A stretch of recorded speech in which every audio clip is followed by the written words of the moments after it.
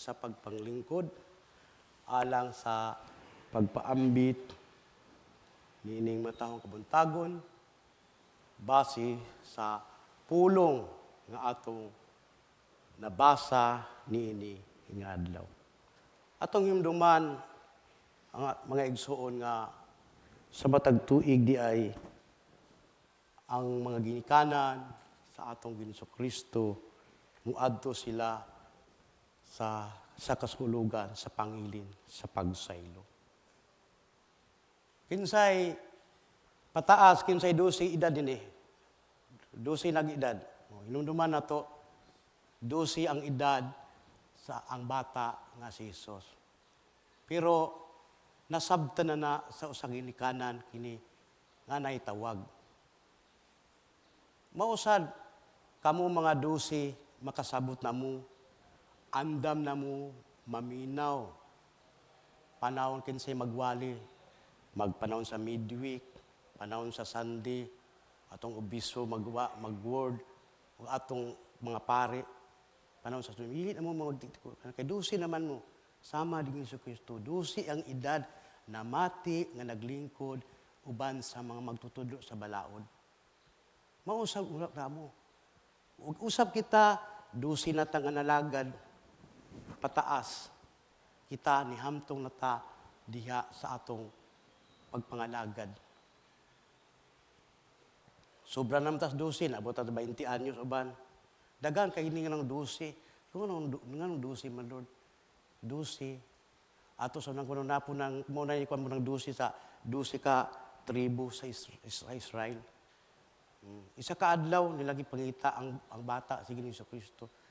Wala makita. Ikatulo, nagya po ni simbolismo ikatulo, Trinity sa Amahan, Anak, Espiritu Santo.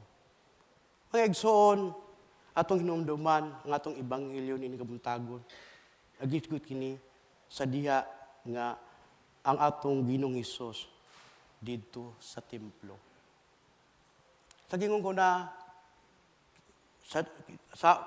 sige na kog pamalando nga ang mag-edad ay tag 12 diha daday ang Dios maghinahina na pagpamuhat sa labi lagi kay tawag ba magalipasagig ka ba sama gini sa Kristo nga gibiyaan siya wala siyang buot ay balok ko nga lingaw mo siya nga ano mangita mo muna ko nga dinhi mo kong balay puyo sa balay sa akong amahan nga mao ang templo miadto siya sa templo 12 ang iyang panuigon o edad.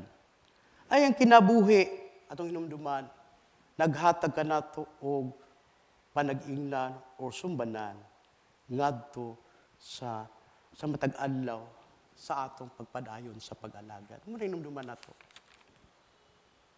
Anatong pamalandungan ni kabuntagon no. Balik lantaw ta sa atong mga tawag no. Muna, kanunay natong hinumduman o hunahunaon nga ang talento nga niya kanato iya sa atong makagahom nga Dios. Gitawag kita para sa mga lagad kaniya sa iyang simbahan o sa iyang mga katawhan diya sa gawas kumusta ang atong makinabuhi na pero naa kita diha sa proseso sa paglawig niini nga kinabuhi. Dili na mga perpekto nga mga tao, masayop kita, pero itagaan mata sa Ginoo nga unsa atong buhaton. Naandam siya mupasaylo kanato kung kinasingkasing atong pagpangayo o pagpasaylo. Naay mga panahon dili kita makapadayon tungod sa problema, sitwasyon o mga problema sa kinabuhi munang dili kita makapadayon no? Diya sa atong pagsunod, diya sa atong matawag.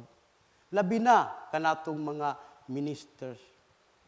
Usahay, matabunan ta, dayon kita, dili ta makapenetrate ba sa mga pinuluang nga mga penetrate, dili ta makapadayon. Kung mababagan man ta, nga angyan ipabuhat sa Ginoo kanato. Nga, labi na, challenge kanato, labi ni kanato mga ministers, no? Nga, ayaw pag-adto kay Juan. Muna Muna nga, nagi kaaway na to, pirmi, diya sa matag adlaw na to sa atong journey. Nga kaaway na to, labi na, bisan pa ang mga kabatanunan karon no? Nga, labi na sila mga schedule na to, pagduwa ay sa cellphone, karon dugay ka makamata ugma, o maliit ka. Pero nahibalot nga, buhat na sa kaaway ng mga pamagi. Kung matulog tag sayo, hallelujah, praise God. Nga, natulog kog sayo, aron makamatag og sayo, aron pagsugod sa misa, makasugid ko sa pagsugod pilmiro. Una gi-challenge kita karon ni kabuntagon nga ato yung kanon nga unsa ang makaayo diha sa ato. Wala man tayo kuan si Ginoo, itagaan lang tag limit ba. Nga unsa ato nga makapahimaya kaniya diha sa atong pagsunod sa matag adlaw. Importante gyud na labi na kay dugay na tas ministry. Ratwan sa tinulungan sa atong obispo nang gungis na ta, gikuan na ta dagarat atong hinahinay gid ta labi ning tuig 2024. Busa kinahanglan kini atong buntugon uban sa tabang sa balang Espiritu Santo. Kinahanglan gid ta og tabang sa balang Espiritu Santo sa matagalaw. Kung kita ang pahukmon, wala gid tay mahimo. Kay pinaagi sa tabang sa balang Espiritu Santo, makalahutay kitang tanan. Sugutag sa dili. Makalahutay kita para makapadayon kita.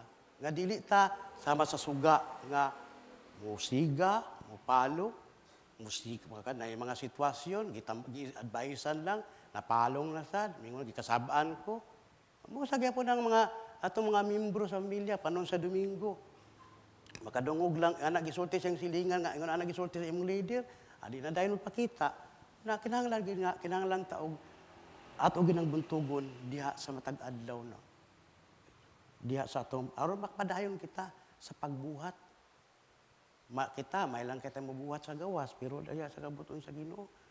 Sablay-sablay ta. Ang panramato nila ang sa kinabuhi gid sa atong mga Kristiyanon balanse. Ako nag-struggle mo ni mga bahin na. Usay gid ko takiyon ko sa mga asawa. May walang ka rito. Doon lang ka puyo, simbad, ano sa dina. May lang ka rito sa simbahan, kay Kwan, di sa balay, tulog lang din ka.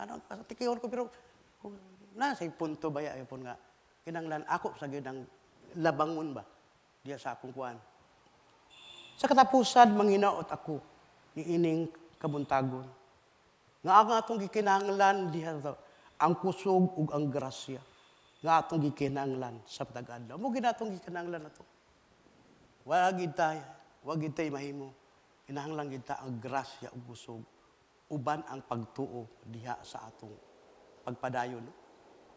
Nga kinahanglan gid nga hinumduman nato katong pagbuhat bitaw pagkuan ang kahimayaan man sa Dios.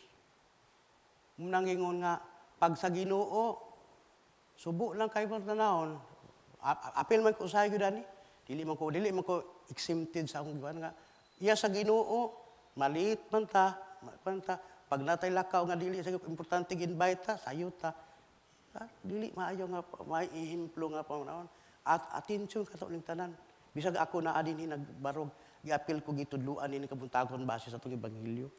Atong balikon kitang tanan nga mga ministers atong huptan nga bersikulo kining bersikulo 46 o 49 nga nag-ingon nga naglingkod siya uban sa mga mangto sa balaod. Kamo karon kita karon naglingkod ta, naminaw ta sa pulong sa Ginoo. Nagingon sa bersikulo 49 nga mitubag siya nganong nangita pa man kamo kanako. Wala ba kamo masayod nga kinahanglan gayud ako sa balay. Ani gayud ako sa balay sa akong amahan. Magpuyo. Ato hinumduman nato mga igsuon nga gi-challenge ta. Dili lang nining bahin sa ebanghelyo ni kabuntagon kundi diha sa matag adlaw sa atong journey. Nga tagsaram ta ka oras din ni. Siyagi tulo ka adlaw. Tulo ka adlaw ito gipangita sa iyang kuan. Sa iyang kuan dito una ang bata di mawala dito nas parenti na pangitaon. Yang mga igagaw, wala man dito. Sa simbahan. Sayo na din mga kaning mga tao nga gitawag sa Ginoo dito na pagkita sa simbahan kay makita na nimo dito kay tama ang kasing-kasing dito. Tuwa ang iyang bahandi dito sa simbahan kay labi na kay kanatong mga ministers nga Mo na atong huptan diha sa atong isip mga lagad diha sa atong makagahom nga Dios. Mo atong dalaygon ang Dios base sa atong ebanghelyo nining kabuntagon, gihangyong tanan sa pagpanindog.